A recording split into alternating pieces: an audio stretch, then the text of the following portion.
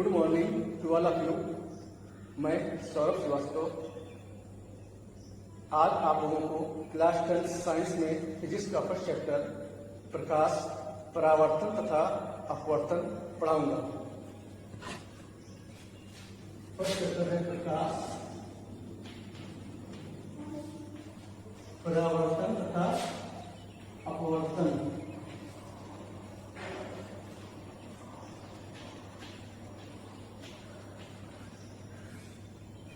सबसे पहले हम जानेंगे प्रकाश क्या है। प्रकाश वह भौतिक साधन अथवा कारण है जिसके द्वारा हम वस्तुओं को देख सकते हैं। अर्थात प्रकाश एक प्रकार की ऊर्जा है जो हमारे दृष्टि ज्ञान को जागृत करता है। जैसे मान लीजिए हम किसी वस्तु को देखना चाहते हैं, मेरे सामने दीवार है, हम उसको देख रहे हैं, उसमें होता क्या है, प्रकाश दीवार पर पड़ता है, प्रकाश वहां से उसका परावर्तन होता है जो हमारे नेत्र में पड़ता है। नेत्र में पीछे द्विउत्तल लेंस पाया जाता है, वो प्रकाश नेत्र से होते हुए द्विउत्तल लेंस पे पड़ता है। लेंस के पीछे एक पर्दा होता है जिसे हम रेटिना कहते हैं। तो द्विउत्तल लेंस से प्रकाश का अपवर्तन होता है और रेटिना पे उस वस्तु का वास्तविक तथा उल्टा प्रतिबिंब बनता है, जिससे हम किसी वस्तु को देख सकते हैं। अंधेरे में हम किसी वस्तु को देख नहीं सकते क्योंकि प्रकाश नहीं होता है। ठीक है, इसके बाद हम पढ़ेंगे प्रदीप्त वस्तुएं। प्रदीप्त वस्तुएं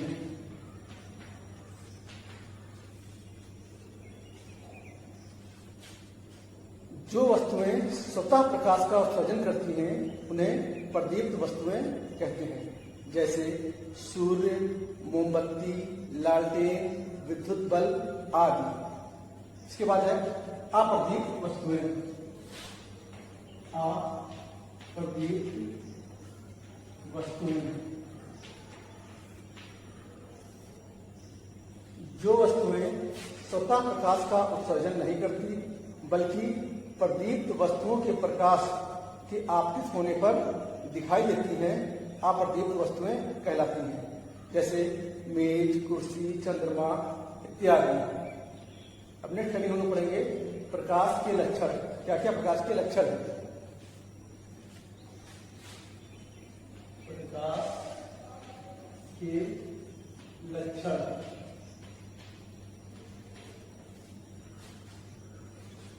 इसमें पहला है प्रकाश सरल रेखा में गति करता है। प्रकाश विद्युत चुंबकीय तरंगों के रूप में चलता है। निर्वात में प्रकाश की चाल हम लोग पहले पढ़ चुके होंगे, C बराबर 3 × 10⁸ मीटर प्रति सेकंड होती है। प्रकाश का परावर्तन। जब प्रकाश एक समान माध्यम से चलकर दूसरे माध्यम के तल से टकराता है और टकराकर प्रकाश का कुछ अथवा संपूर्ण भाग लौटकर प्रथम माध्यम में वापस आ जाता है तो उसे प्रकाश का परावर्तन कहते हैं। ठीक है, प्रकाश का परावर्तन।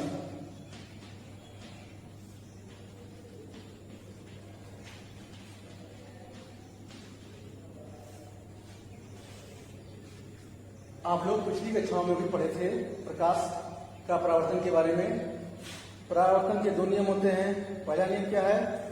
आपतित किरण, परावर्तित किरण तथा आपतन बिंदु पर खींचा गया अभिलंब, तीनों एक ही तल में होते हैं। दूसरा नियम क्या है?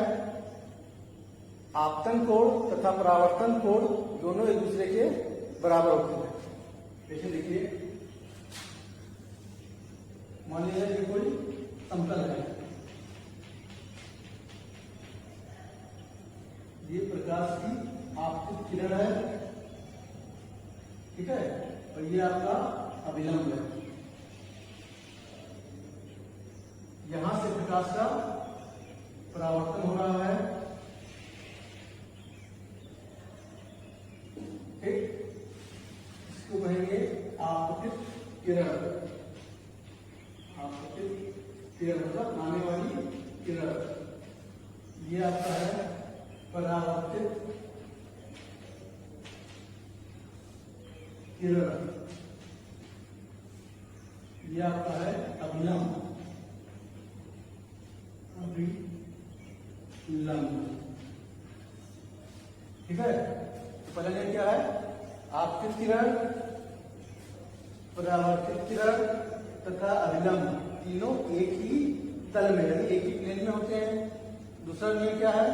आपतन कोण, ये कोण तथा परावर्तन कोण एक दूसरे के बराबर होते हैं, यानी कोण आई बराबर कोण आर। ठीक है, नेक्स्ट हेडिंग हम लोग पढ़ेंगे गोलीय दर्पण। गोलीय दर्पण कांच के एक खोखले गोले का भाग होता है जिसके एक तल पर पॉलिश कर दी जाती है। ठीक है, जैसे मान लिया जाए ये कांच का एक खोखला गोला है, इसको हम यहां से कट कर दे रहे हैं। ठीक, तो ये कुछ इस तरह से मिल रहा है और एक बार इस तरह से। अगर हम इसके अंदरूनी भाग या दबे हुए भाग को पॉलिश कर दें, ये क्या बनेगा? उत्तल दर्पण, क्योंकि प्रकाश का परिवर्तन कहां से होगा? इसके उभरे हुए सिरे से होगा। ठीक है, तो ये बना आपका उत्तल दर्पण। ठीक, अगर इस भाग में हम बाहरी भाग या उभरे हुए भाग को पॉलिश कर दें तो ये बनेगा आपका अवतल दर्पण। ठीक है,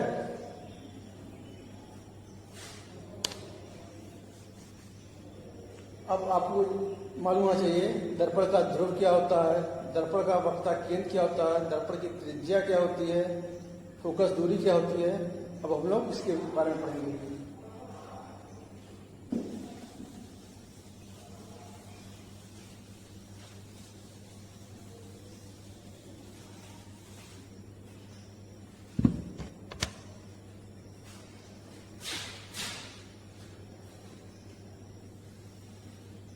ये आपका है अवतल दर्पण। अवतल दर्पण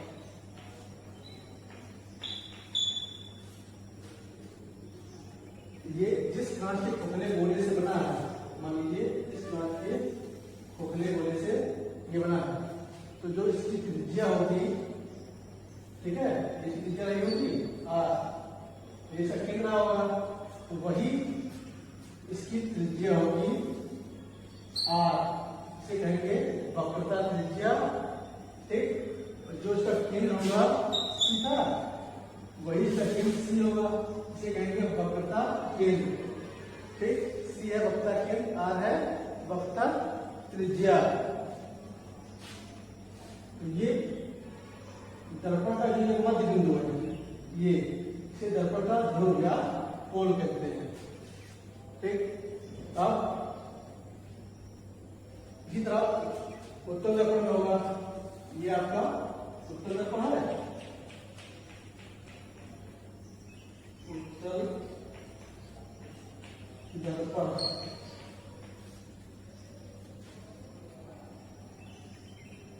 ये होगा दर्पण का ध्रुव,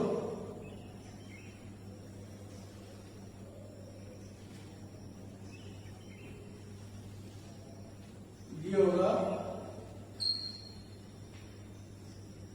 वक्रता त्रिज्या आर, ये होगा केंद्र वक्रता केंद्र सी।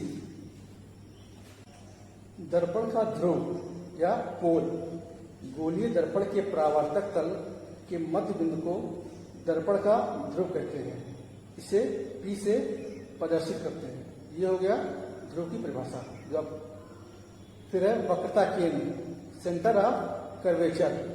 गोलीय दर्पण जिस गोलीय पृष्ठ का भाग होता है उसके केंद्र को दर्पण का वक्रता केंद्र कहते हैं। ये गोलीय दर्पण का जिस गोले का भाग होता है उसके केंद्र को वक्रता केंद्र कहते हैं और उसकी त्रिज्या वक्रता त्रिज्या कहलाती है। ठीक, और दर्पण का जो मध्य बिंदु है वो दर्पण का ध्रुव कहलाता है।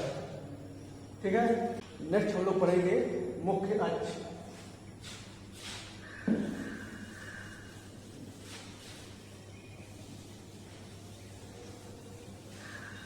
लिखिए,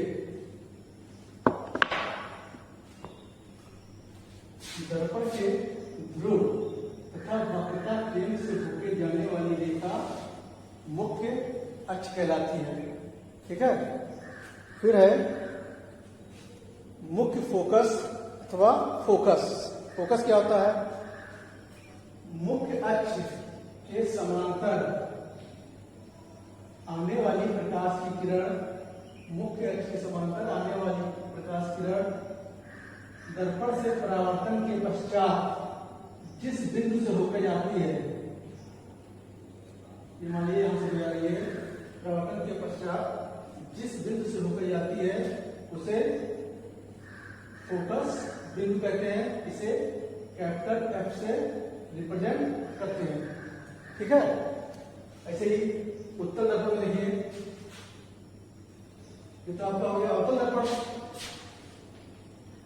अवतल दर्पण, उत्तल में देखिए ये हो गया दर्पण का ध्रुव यानी पोल पी,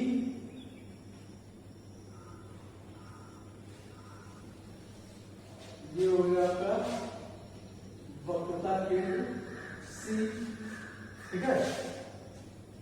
और दर्पण के ध्रुव और वक्रता केंद्र से होकर जाने वाली रेखा को कहते हैं दर्पण का मुख्य अक्ष कहते हैं। यह एक काल्पनिक रेखा होती है। मुख्य अक्ष के समांतर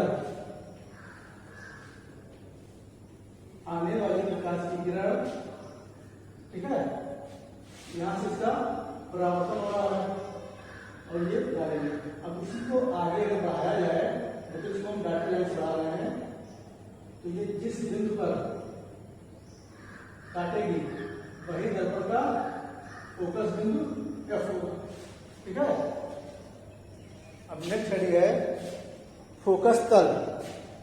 मुख्य अक्ष के अभिलंबवत तथा मुख्य फोकस से गुजरने वाले समतल को दर्पण का फोकस तल कहते हैं। मुख्य, ये देखिए मुख्य अक्ष के लंबवत जो तल गुजर रहा है क्या कहलाएगा?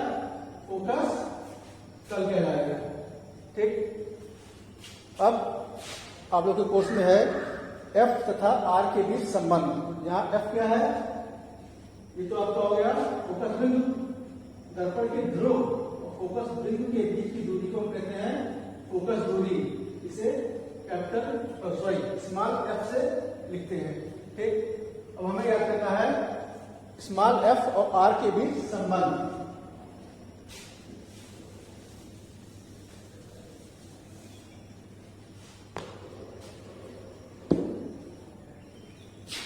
आर क्या है?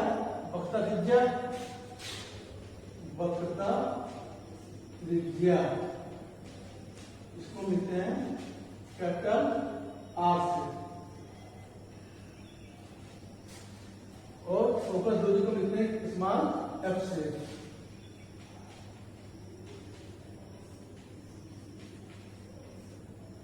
ठीक है। तो स्मॉल एफ बराबर होता है R/2 यानी फोकस दूरी वक्रता त्रिज्या की आधी होती है। ठीक।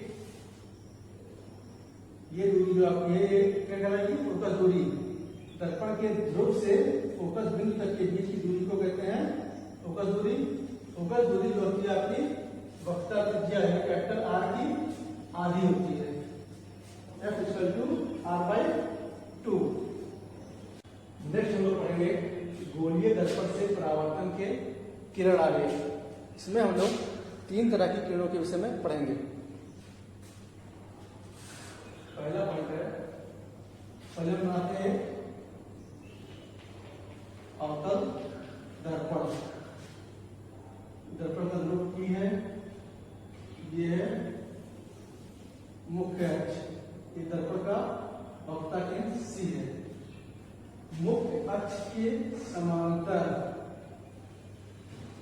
आने वाली प्रकाश की किरणें दर्पण से परावर्तन के पश्चात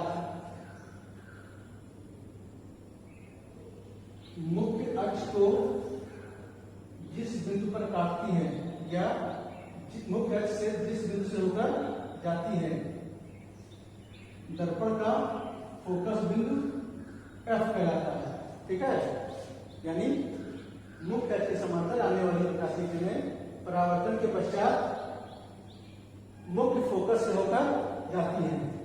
ठीक, ये हो गया अवतल दर्पण में।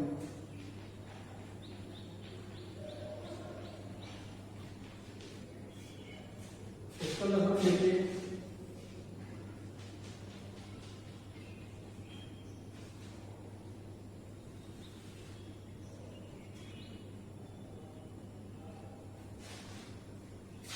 दर्पण का ध्रुव P, वक्रता केंद्र C, मुख्य अक्ष के समांतर आने वाली प्रकाश की किरणें, मुख्य अक्ष को आगे बढ़ा रहे हैं,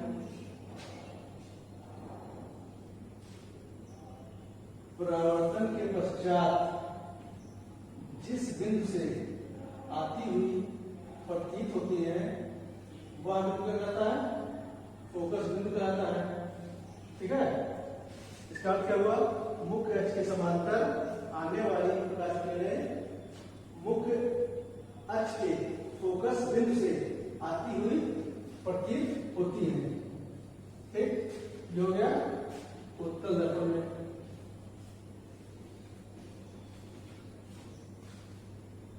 दूसरा हम लोग पढ़ेंगे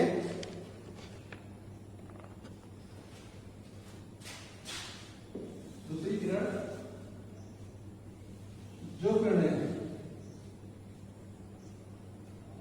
वक्रता केंद्र से होकर जाती हैं,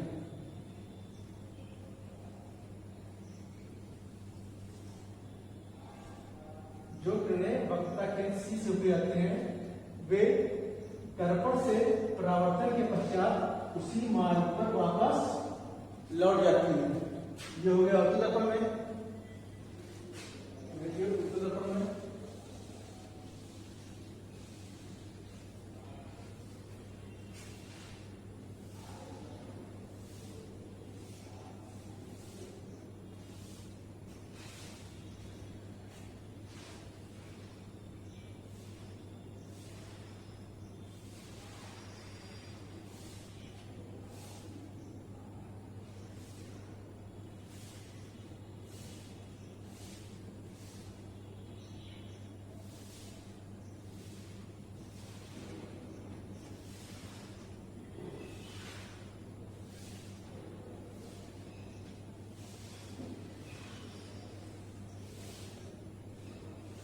ठीक है, क्या ये किरण लग रही है कि वक्रता केंद्र से आती प्रतीत हो रही है।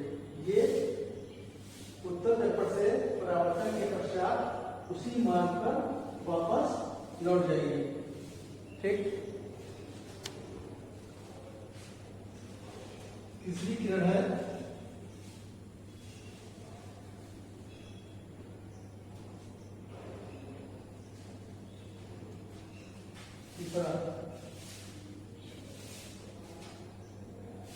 वे किरणें जो फोकस बिंदु से होकर जाती हैं, वो दर्पण से परावर्तन के पश्चात मुख्य अक्ष के समांतर वापस लौट जाती है। ठीक है, फोकस बिंदु से होकर जाने वाली किरण अवतल दर्पण से परावर्तन के पश्चात मुख्य अक्ष के समांतर वापस लौट जाएगी। ये है फोकस बिंदु F। इसमें देखिए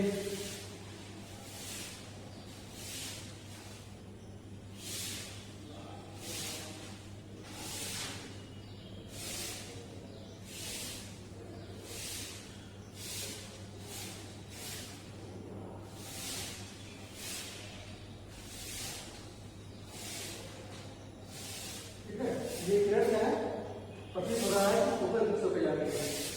तो ये उत्तल दर्पण से परावर्तन के पश्चात मुख्य अक्ष के समांतर वापस लौट जाएगी। नेक्स्ट हम लोग पढ़ेंगे अवतल दर्पण द्वारा प्रतिबिंब का बनना। अवतल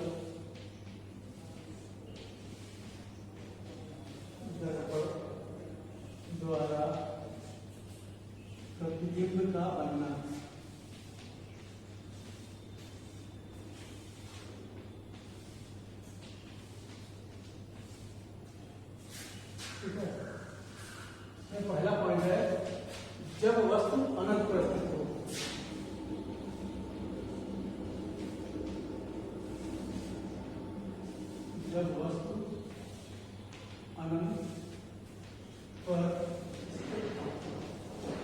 हो।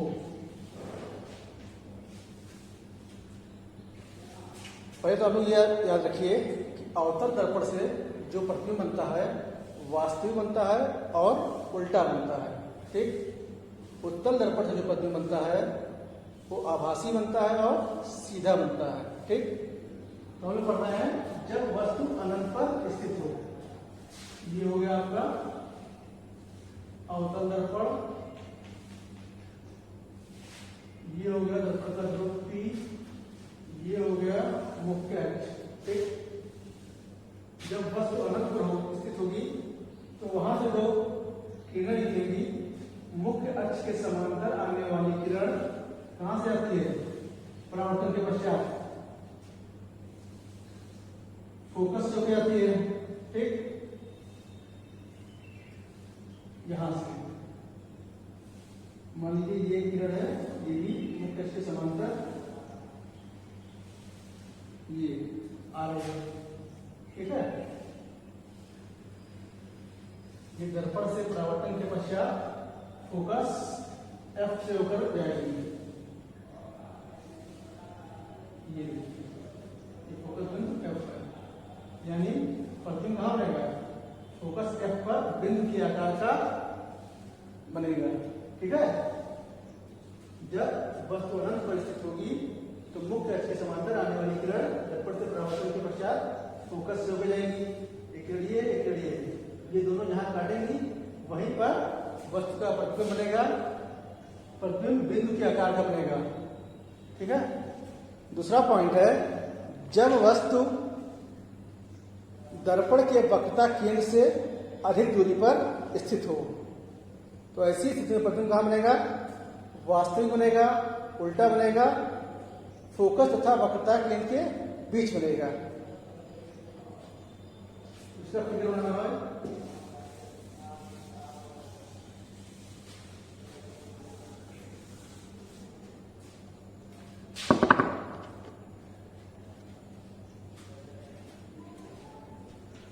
जब वस्तु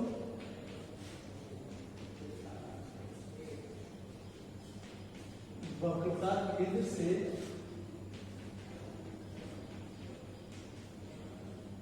अधिक दूरी पर स्थित हो।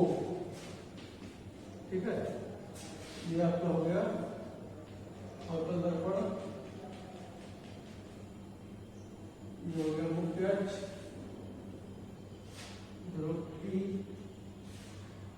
ये आपका हो गया वक्रता केंद्र C।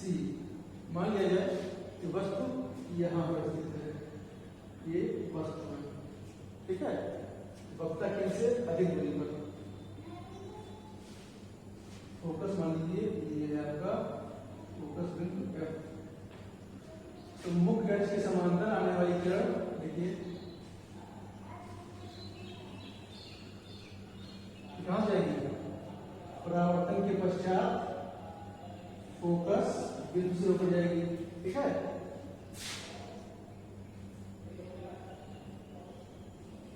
इसको और जो किरण वक्रता केंद्र से होकर जाती है, ये देखिए ये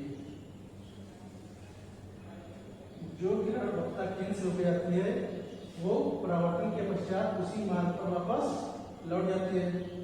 ठीक है, अब ये किरण और ये किरण जहां पर काटेंगे वहीं पर प्रतिबिंब बनेगा। यहां पर प्रतिबिंब बनेगा कैसा? वास्तविक और उल्टा। ठीक है, इसको हम नाम दे रहे हैं A B, इसका नाम हो जाएगा A डैश B डैश। ये आपका हो गया वस्तु और ये क्या है? प्रतिबिंब। क्लियर है? क्या था? जब वस्तु वक्रता केंद्र से अधिक दूरी पर स्थित हो। ये वस्तु है वक्रता केंद्र से अधिक दूरी पर स्थित है। ठीक, जो मुख्य अक्ष के समांतर किरण जाती है वो परावर्तन के पश्चात फोकस F से होकर जाती है। वक्रता केंद्र C से होकर जाने वाली किरण परावर्तन के पश्चात उसी मार्ग पर वापस लौट जाती है। अब ये दोनों किरण जहाँ काटेंगी वहीं पर प्रतिबिंब बनेगा। कैसा बनेगा? वास्तविक और उल्टा, तथा वस्तु से आकार में छोटा प्रतिबिंब बनेगा।